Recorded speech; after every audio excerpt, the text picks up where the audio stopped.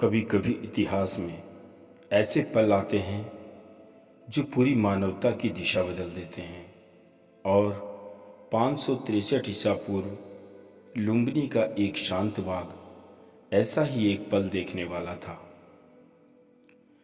कपिलवस्तु के राजा शुद्धोधन और रानी महामाया संतान की अभिलाषा रखते थे। एक रात रानी महामाया ने एक अद्भुत स्वप्न देखा कि आकाश से एक दिव्य 6 दांतों वाला सफ़ेद हाथी कमल के फूल के साथ उनकी कोंख में प्रवेश कर गया।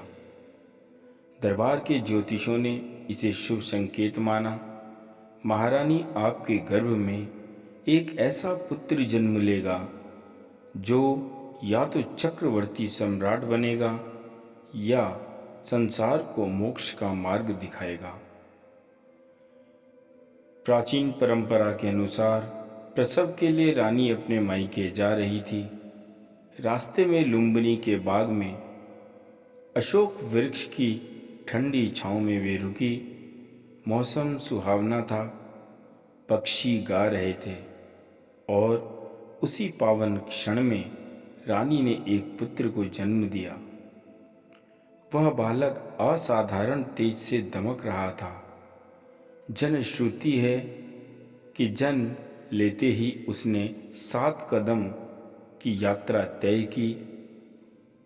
वह 7 कदम चले और प्रत्येक कदम पर कमल खिल उठा।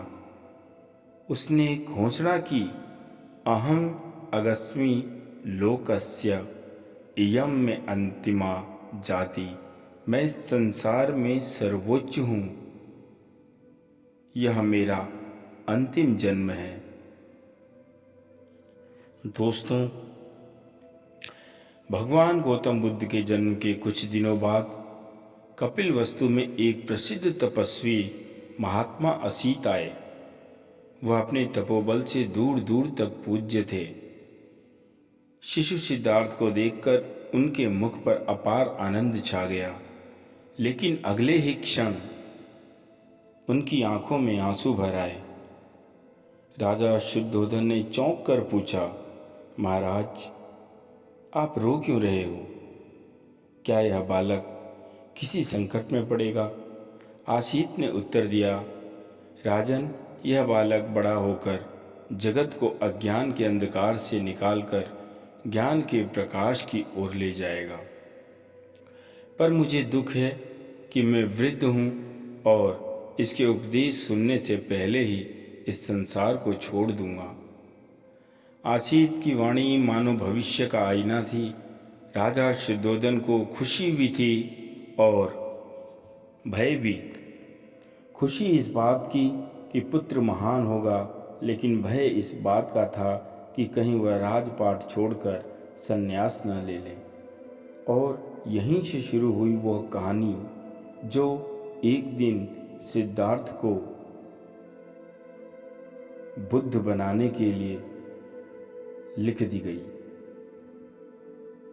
लुम्बिनी का वह पावन क्षण जब धरती पर सिद्धार्थ आए, सिर्फ कपिलवस्तु के लिए नहीं बल्कि पूरी मानवता के लिए वरदान था। उन्होंने हमें सिखाया, जन्म सिर्फ शरीर का नहीं, आत्मा के जागरण का भी होता है।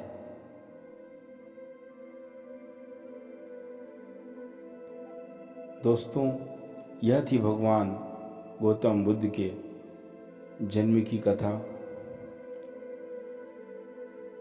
अगले बुधवार को फिर मिलते हैं गौतम बुद्ध जी की एक और जीवन प्रेरणा संवाद के साथ। तब तक के लिए आप सभी अपना ध्यान रखें।